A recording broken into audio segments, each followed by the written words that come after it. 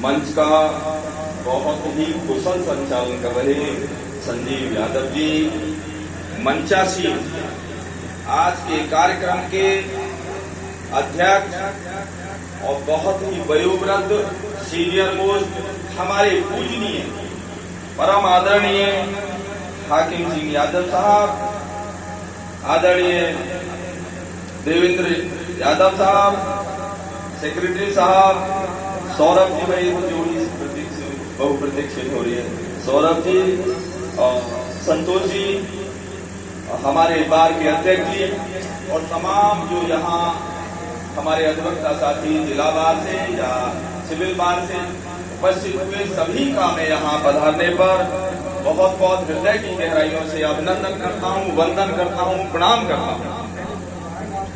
और हमारे अध्यक्ष जी का बेटा है प्रभांशु, उसने मुझे एक धागे के रूप में जोड़ने का काम किया, उसको भी धन्यवाद देता हूँ। उस बच्चे ने सबसे पहले मुझसे संपर्क करके यहाँ निस्वार्थ भाव से यहाँ जोड़ने का काम किया।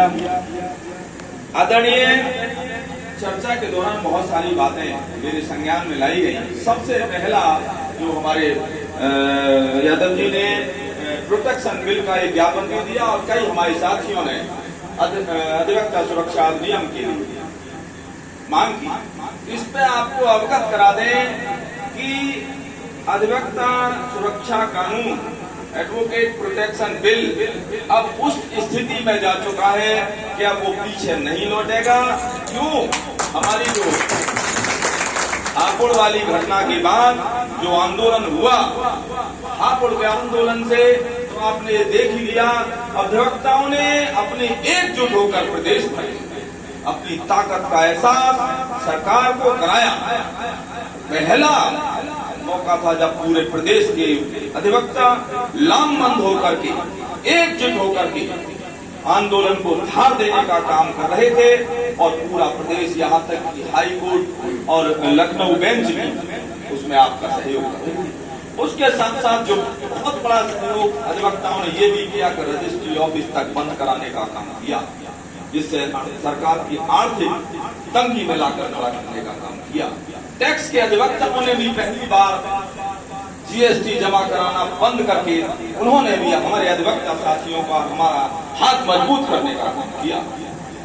और आपके उसी सहयोग और एकजुटता और संगठन के कारण आपने देखा होगा कि हापुड़ के मसले में पहली बार ऐसा हुआ कि पूरा थाना एक भी सिपाही, दरोगा, एसपी, एडिशनल एसपी कोई नहीं, सबका ट्रांसफर हुआ। हमारे अधिवक्ताओं के खिलाफ अधिवक्त जो पूरे प्रदेश में मुकदमे दर्ज हुए थे आंदोलन के दौरान, वो तमाम वापस नहीं, एक्सपंज हुए, समाप्त हुए। अगर कोई बाकी बचा हो तो मुझे अवगत कराएं, उसको भी समाप्त कराने का हम काम करेंगे। कोई मुकदमा बाकी नहीं बचा। हमारे अधिवक्ताओं की मुकदमे पुलिस के खिलाफ दर्ज हुआ। और इसके अलावा जो प्रोटेक्शन बिल की हमारी बहुप्रतीक्षित मांग थी, उस पर एक कमेटी बनी जिसके अध्यक्ष प्रमुख सचिव विधायी और उसमें डीजी प्रोसिक्यूशन और बार काउंसिल का चेयरमैन होने के नाते आप लोगों के आशीर्वाद से मैं भी उसका मेंबर था। मैंने तत्काल एक कमेटी अपनी बार काउंसिल की गठित की और उसमें हमारे कमेटी ने जो बिल प्रोटेक्शन का बना करके तैयार किया, हमारी जो सरकार द्वारा गठित कमेटी थी उसने हूबहू उसी बिल को लॉ कमीशन को भेजने का काम कर दिया। अब हमारा जो प्रोटेक्शन बिल है लॉ कमीशन को जा चुका है। अब इससे पीछे तो हटने का मतलब है ही नहीं। एडवोकेट प्रोटेक्शन बिल निश्चित रूप से लागू होगा, बहुत जल्द। रही बात अधिवक्ताओं के कल्याण की जो योजना है इस बार की बार काउंसिल, जब हमारी नई बार काउंसिल गठित हुई है 19 के बाद से, उसमें बहुत आमूल परिवर्तन किए गए। हालांकि वो भी अभी बहुत नहीं, लेकिन फिर भी परिवर्तन तो हुआ। राठौड़ की का बहुत बड़ा मांग है, तो परिवर्तन बहुत हुए। जैसे मेडिकल पे हमारे यहाँ पहले मात्र 10,000 रुपया की धनराशि दी जाती है मेडिकल एड के नाम पर, उसको हम लोगों ने, हालांकि बहुत नहीं है, 2.5 गुना करके 25,000 रुपया किया, फिर भी 2.5 गुना किया है। तो वो भी बहुत कम है, लेकिन शुरुआत हुई है बढ़ोतरी की। इसके साथ साथ अभी हमने मीटिंग करके पिछले महीने एक क्योंकि पूरे प्रदेश में रहते हैं, जाते हैं, हम लोगों को भी, हम भी अधिवक्ता हैं, हम भी देखते हैं कि कितनी दिक्कतें हमारे साथियों को रहती है बीमार होने को। अधिवक्ता अगर स्वस्थ है तो सारी व्यवस्थाएं बनाए रखता है, लेकिन यदि बीमार पड़ जाता है तो सारी व्यवस्थाएं चौपट हो जाती है। तो उस दिक्कत को देखते हुए हमने, अगर अधिवक्ता कोई गंभीर रूप से बीमार होते हैं, हॉस्पिटलाइज होते हैं, तो उस धनराशि को भी हमने और बढ़ा करके 50,000 तक पहुंचाने का काम इस बार हमने अभी पिछले महीने ये भी कर दिया। इसके अलावा बाबूजी ने अवगत कराया, इस पर हम बहुत जल्द मीटिंग में इस विषय को रखेंगे कि अधिवक्ता जब न्यासी समिति का अपना पैसा पाना चाहें, इसके लिए हालांकि अभी जो बाबूजी जो वहां से जवाब मिला है वो सही है, लेकिन इस पर हम एक रेजोल्यूशन पास करके बार काउंसिल से देंगे कि अधिवक्ता अपना न्यासी समिति का पैसा जब लिखना चाहे उसे लें। निश्चित रूप से इसमें अब आपकी आवाज को, आपकी बात को सरकार तक पहुंचाएंगे और आपको मनवाने का काम करेंगे। न्यासी समिति में भी पहले 1.5 लाख रुपया मिलता था और वही 5,000 रुपया मेंबरशिप थी, 5100 रुपया मेंबरशिप की धनराशि आज भी वही है, लेकिन 1.5 लाख से बढ़ाकर के 5 लाख करने का काम भी इसी बार काउंसिल में हुआ है। अब ये धनराशि 5 लाख रुपया मिलती है जो न्यासी समिति का। नए साथी जो बच्चे नए हैं, नए अधिवक्ता हो रहे हैं, जो अंडर 40 अधिवक्ता है, उन लोगों से मेरा निवेदन है कि उसमें जरूर मेंबर बन जाए। उससे बहुत बड़ी धनराशि ये हर काउंसिल में तो 1.5 लाख 5 लाख रुपया होता है, उससे अलग है, ये जीवन काल में भी आपको प्राप्त होगा। इसके अलावा ओल्ड एज में जो धनराशि एज का भी उसमें एक्सटेंशन हुआ, पहले 60 वर्ष तक माना जाता था, 5 लाख रुपया मिलता था, उसे 70 वर्ष तक कर दिया। 70 वर्ष के बाद 1.5 लाख रुपया बार काउंसिल देती थी और 80 वर्ष के बाद कोई धनराशि किसी अधिवक्ता को मृत्यु उपरांत उनके परिवार को नहीं मिल रही थी। ये 80 वर्ष वाली जो सीमा थी उसे समाप्त करने का काम भी हम लोगों ने किया। अब कोई सीमा, हमारे अधिवक्ता जब भी संसार से विदा होंगे उनके परिवार को पैसा मिलेगा, ये सीमा समाप्त की। और अभी हमने सितंबर में जो हमारे चेयरमैन हुआ उस समय ये रिजोल्यूशन भी बार काउंसिल में पास हो गया कि जो 1.5 लाख रुपया की धनराशि हमारे अधिवक्ताओं को 70 वर्ष के बाद मिलती थी उसको बढ़ाकर 3 लाख रुपया करने का काम भी इसी बार काउंसिल ने किया है। तो बहुत सारी योजनाओं पे काम चल रहा है। आदरणीय बाबूजी, आप लोगों की समस्याओं को देखते हुए पेंशन पे भी हमारा काम चल रहा है। सरकार से भी बात चल रही है और हम अपने तमाम फंडों का, जो हमारे फंड हैं, उन पर भी हम अपना विचार कर रहे हैं, लेकिन वो एक सम्मानित धनराशि देने की स्थिति में हम अभी लोग नहीं आ पा रहे हैं और वो धनराशि हम देना नहीं चाहते जो आपको अपमानित महसूस करे। तो वो फिर भी हम उस विषय पर विचार कर रहे हैं। पेंशन का काम भी हम लोग निश्चित रूप से जल्दी से उस पर काम कर रहे हैं, निश्चित सफलता मिलेगी। इसी के साथ मैनपुरी के साथियों ने हमको बुलाया, अध्यक्ष जी ने हमको बुलाया, आप लोगों ने हमारा सम्मान किया, इसके लिए मैं सदैव आभारी रहूंगा, ऋणी रहूंगा। और जो आदरणीय राठौर साहब ने कहा कि डेथ क्लेम का कोई पैसा मैनपुरी को नहीं मिला, पहले तो बताइए आपकी बात है, तो है अगर एफिलिएशन नहीं है तो तत्काल हमारे पास भेजिए, करा देंगे। एफिलिएशन होना तो उसके लिए मस्त है। इसके अलावा जितने डेथ क्लेम के, या तो अध्यक्ष जी आप चुन जाइए, एक व्यक्ति हमको डिप्यूट कर दीजिए, जितना भी मैनपुरी का पूरे जनपद का जितना डेथ क्लेम आपका पेंडिंग है उसकी सबकी लिस्ट सुन लीजिए राठौर साहब। नाम, रजिस्ट्रेशन नंबर, पत्नी का नाम, जनपद और कंसर्निंग व्यक्ति जो जवाब देगा कि क्या कमी है उसको पूरी करेगा, उसका मोबाइल नंबर ये दे करके हमको उपलब्ध करा दें। और जितना मैनपुरी का डेथ क्लेम पेंडिंग है इसी महीने पूरा कराकर भुगतान कराने का काम भी।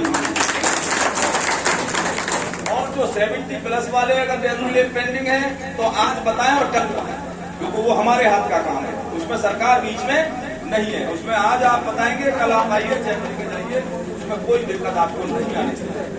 रही बात बीमारी में, अगर किसी भी साथी का कोई मेडिकल के लिए कोई अपना एप्लीकेशन दी है तो उन अधिवक्ताओं के नाम भी हमको अवगत करा दें। जो भी मेडिकल एड के हमारे यहाँ पेंडिंग होंगे वो सब तत्काल आपके इसी महीने में पूरा करके आपके यहाँ उन लोगों का पैसा भिजवा दिया जाएगा। उसमें कोई देरी आपके यहाँ नहीं की जाएगी। और रही बात, देखिए मैं तो पहली बार आया हूँ मैनपुरी में, कभी नहीं आया, सुनता जरूर था, मैं कभी मैनपुरी नहीं आया, लेकिन मैनपुरी बहुत ही भाई ये कहिए क्रांतिकारियों की, क्रांतिवीरों की भूमि है। इसमें मुझे आने का सौभाग्य मिला, आप द्वारा सम्मानित किया गया, मैं बहुत अभिभूत हूँ और बहुत गौरवान्वित हूँ, बहुत मुझे अच्छा लगा यहाँ आकर के। मैं आपको आश्वस्त करता हूँ कि मैनपुरी की अब कोई समस्या अगर होगी, चाहे वो वार्ड काउंसिल से संबंधित हो, चाहे शासन से संबंधित हो, उसको प्राथमिकता से हल करने का काम। अभी जो बाबूजी ने एक समस्या और रखी थी, अधिकारी भी बाबूजी ने शायद रखी थी, भाई अधिकारी भी निरंकुश हो रहे हैं। उसमें असल में अब आपने मीठी मीठी दवाई तो बहुत खाई, थोड़ा कड़वी भी खा ली। अब तक हम लोगों की लड़ाई पुलिस से रहती थी, हम लोग जीतते थे, हमारी लड़ाई प्रशासन से रहती थी, हम जीतते थे, क्योंकि जुडिशरी हमारा साथ थी। अब हमारी लड़ाई जुडिशरी से भी शुरू हो गई, चलो तब भी हम देख लेंगे, जैसे तैसे करके अपने संघर्ष, केवल का अधिवक्ता तो संघर्षों का आदि है, जीतेंगे। हमने समाज में भी अपनी लड़ाई शुरू, और यहाँ तक भी आप देखें अब अधिवक्ता आपस में भी लड़ रहे हैं, ये सबसे बुरी बात है। तो जब हम संगठित होकर के अगर किसी भी मकसद के लिए, किसी भी व्यवस्था के खिलाफ आंदोलन और आवाज उठाएंगे तो सफलता निश्चित होगी। संगठित रहना जरूर है, संगठित रहना बहुत आवश्यक है।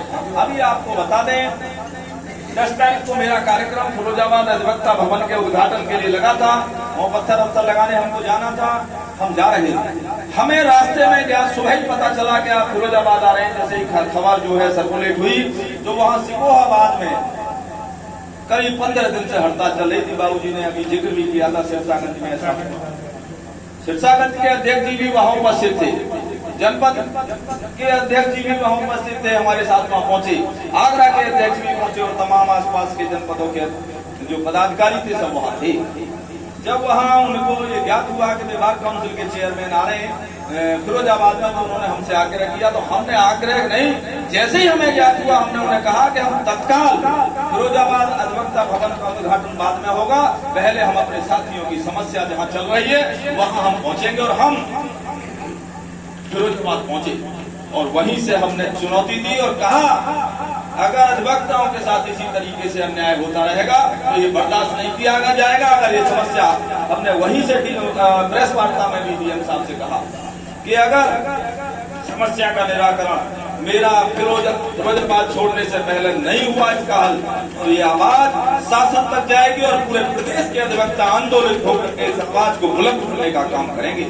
प्रभु की कृपा हुई, आप लोगों के सांगठनिक ताकत, एकता के बल पर एक अकेले चेयरमैन को कौन पूछता है, जा रहा है। अगर वो बार काउंसिल का चेयरमैन है तो उसके पीछे 4.5 लाख अधिवक्ता प्रदेश का खड़ा है, हर जनपद में उसकी पहुंच है, हर तहसील में उसकी पहुंच है, हर गांव में उसकी पहुंच है। तो ऐसा इतना प्रेशर सरकार पे और हमारे जिला प्रशासन पर बना, तो तत्काल शाम को हमको फोन आ गया कि आपका एसडीएम, तहसीलदार, आरके सब सस्पेंड हो गए, सबके खिलाफ एफआईआर दर्ज हो गई और उनके खिलाफ आय से अधिक संपत्ति का मामला चल रहा है, उसको भी जांच चल रही है। ये सब तब संभव है कि हम लोग संगठित रहे। तो ये सारी चीजें निश्चित रूप से, और जो भी हमारे साथियों की कोई मांग रह गई हो तो हमें पत्राचार के माध्यम से या फोन के माध्यम से भी बता सकते हैं। रही बात गोद लेने की, भाई हमारे यादव जी ने कहा है गोद तो हमारे पूरा प्रदेश ले रखा है, और रही बात सहयोग की, तो सहयोग आप देना ना देना, लेकिन जो भी आप सेवा मुझे बताएंगे, सहयोग का मेरा ये नहीं है कि मैं कोई सहयोग के बदले में प्रदेश का अध्यक्ष होने के नाते, आप तो लोगों का अध्यक्ष होने के नाते जो भी मेरे को यहाँ की मैनपुरी की समस्या बताई जाएगी। हालांकि भाई यादव जी ने तो मेरे हित की बात कही है, तो वो भी हो जाएगा, तो मुझे कोई ऐतराज उसमें नहीं है, कभी आप बुरा माने भाई, लेकिन कोई भी समस्या मेरे संज्ञान में लाई जाएगी तो उसका तत्काल हल मैं निश्चित रूप से करने का काम करूंगा। और भाई ये बालक हमारा प्रधान है, ये लगा हमसे बराबर जुड़ा रहता है, कोई भी समस्या यहाँ की हो तो इसके माध्यम से भी आप हमको बता सकते हैं। जी अध्यक्ष,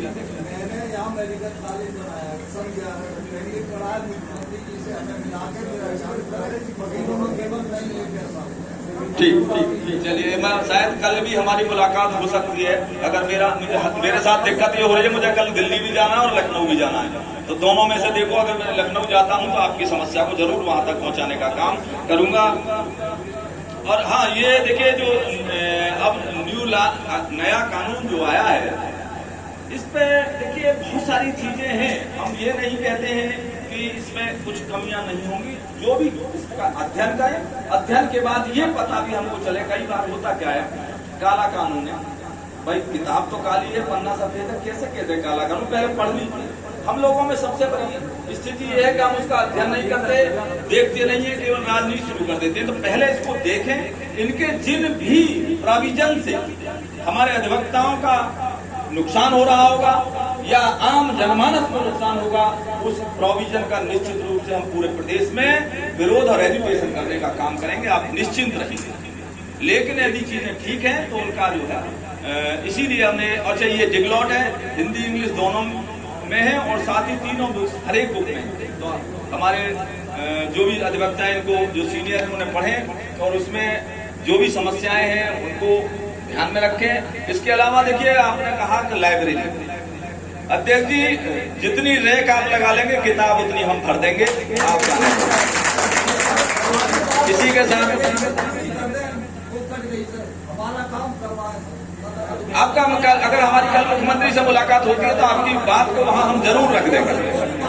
आपकी बात को, जैसे हमारा कल मुलाकात अगर होती है तो निश्चित रूप से आपकी बात को रख देंगे। इसी के साथ सभी का अभिनंदन करते हुए, वंदन करते हुए, प्रणाम करते हुए, नमन करते हुए, देश को भी नमन करते हुए, प्रणाम करते हुए और अपने परम पूज्य बाबूजी हाकिम सिंह जी को भी प्रणाम करते हुए, नमन करते हुए मैं अपनी वाणी को विराम देता हूँ। जय हिंद, जय भारत, जय अधिवक्ता।